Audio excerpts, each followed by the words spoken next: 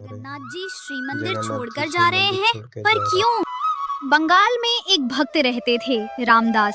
उनका नियम था कि हर एकादशी पर वे पैदल बंगाल से जगन्नाथपुरी जाया करते थे।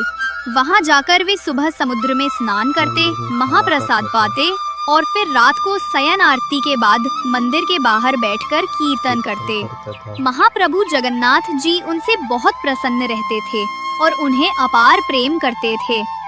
धीरे धीरे समय बीता और रामदास वृद्ध होने लगे। अब उनके शरीर में पहले जैसा बल नहीं रहा, लेकिन उन्होंने अपना नियम नहीं छोड़ा। उनका मन अब भी वही था, भक्ति में अटल। महाप्रभु जगन्नाथ जी को उस पर दया आ गई। जब अगली एकादशी पर रामदासपुरी पहुँचे और कीर्तन कर रहे थे, उन्होंने नेत्र बंद किए हुए प्रभु का ध्यान लगाया। तभी उनके ध्यान में जगन्नाथ जी प्रकट हुए और बोले, रामदास, तू अब पुरी मत आया कर, मुझे बड़ा कष्ट होता है।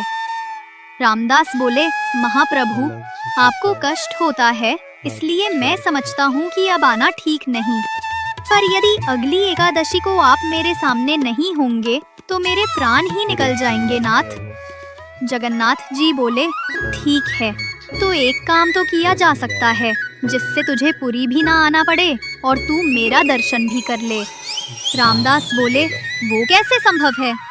जगन्नाथ जी बोले, अगली एकादशी में जब पुरी आएगा तो एक बैलगाड़ी ले आना, मैं भी तेरे साथ चलूंगा तेरे घर, तब मेरा दर्शन कर लेना। प्रेम से दिन भर मुझे ही देखता रहना, मैं तुझे देखता रहूंगा। रामदास बोले, अरे नहीं महाप्रभु, आप तो सुख से विराजो, मैं आ जाऊंगा, मुझे कोई कष्ट नहीं होगा। लेकिन जगन्नाथ जी बोले, अब तो हमने मन बना लिया है, मैं तो तुम्हारे साथ ही जाऊंगा, और वो भी अगली एकादशी पर। रामदास खुश भी हुए और दुखी भी। अगली एकादशी जब आई तो रामदास बैलगाड़ी में बैठकर आए। सब पंडा पुजारी बोले, अरे रामदास, आज बैलगाड़ी से आए हो, कुछ विशेष है क्या? रामदास बोले, नहीं नहीं, बूढ़े हो गए हैं ना, इसलिए। रात का समय था, शयन आरती हो चुकी थी। रामदास बैठे थे, प्रतीक्षा कर रहे थे कि कब आएंगे। तभी क्या देखते हैं, पीताम्बरी पहनकर, सिर पर मोर पंख लगाकर साक्षात महाप्रभु जगन्नाथ मंदिर से बाहर आ रहे हैं। और ऐसे ही नहीं आ रहे, अपने सब अंग वस्त्र एक पोटली में बांधकर रामदास के समीप आ रहे हैं। रामदास ने कहा, फिर सोच लो, चलना है कि रुकना है? तो जगन्नाथ जी ने कहा, अब तो तय हो चुका है कि चलेंगे हम तुम्हारे संग ही। रामदास मन में सोच रहे थे, मैं तो मना कर रहा हूँ, पर इन्हें ही आना है मेरे साथ। जब बैलगाड़ी के पास गए तो जगन्नाथ जी बोले, ये बैल तो बूढ़े हैं, मैं अगर त्रिलोक का भार लेकर बैठा तो ये यहीं से वैकुंठ चले जाएंगे। भोले रामदास बोले, अब तो यही मिला मुझे, इसी से काम चला लो। जगन्नाथ जी ने कहा, ठीक है। जैसे ही उन्होंने हाथ फेरा बैलों के ऊपर, वैसे ही दोनों बैल तंदुरुस्त हो गए। जगन्नाथ जी बोले, हटो, हम चलाते हैं, ये हमारी काम की है। रामदास बोले, मैं ही चला लूंगा, आप छोड़ो। जगन्नाथ जी बोले, नहीं, मैं ही चलाऊंगा। सामने बैल हाँकते हुए द्वारकाधीश थे और पीछे सीधे साधे रामदास बैठे थे। जैसे ही मंगला आरती का समय हुआ, वैसे ही सब पुजारी बोले, ये सुभद्रा जी और बलभद्र जी तो हैं, पर जगन्नाथ जी कहाँ गए? सब जगह हल्ला मच गया, जगन्नाथ जी चोरी हो गए, ढूंढो। सबका शक गया रामदास के ऊपर, क्योंकि रामदास ही वहाँ रात भर रहते थे। जगन्नाथ जी को पता चल गया था कि सब पंडा पुजारी रामदास के पास आ रहे हैं। वो अभी पुरी की सीमा से बाहर नहीं गए थे। तो जगन्नाथ जी ने कहा, रामदास, तुम मुझे कहीं छिपा दो, सब पंडा पुजारी आ रहे हैं तुम्हारे पास। पास में ही एक तालाब था, उसके पीछे एक गुफा जैसी बनी थी।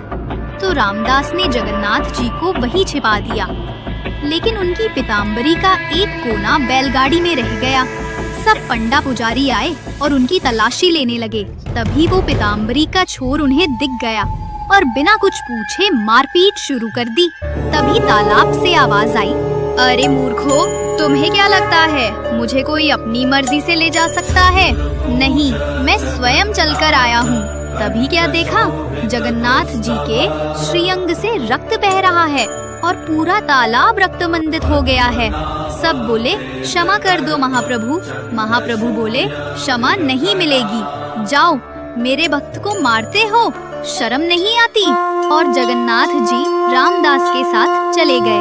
कुछ दिन बाद सब फिर से आए और बोले महाप्रभु, हमारी रोजी रोटी कैसे चलेगी?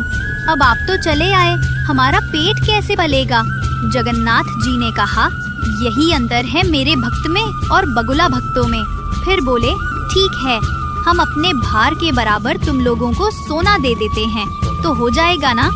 सब बोले जगन्नाथ जी भारी तो खूब हैं, बहुत सोना मिलेगा। सब बोले ठीक है। जगन्नाथ जी बोले रामदास व्यवस्था करो। रामदास बोले ये गलत है, मेरे पास इतना कुछ है ही नहीं देने को, मैं कहाँ से लाऊंगा इतना सोना?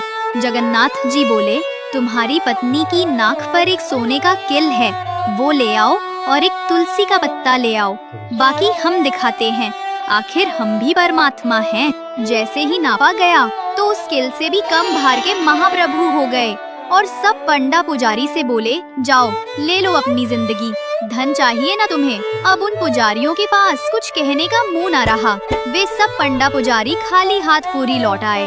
भगवान को कोई बांध नहीं सकता, पर प्रेम के वश में आकर वे स्वयं बंध जाते हैं। जय जगन्नाथ।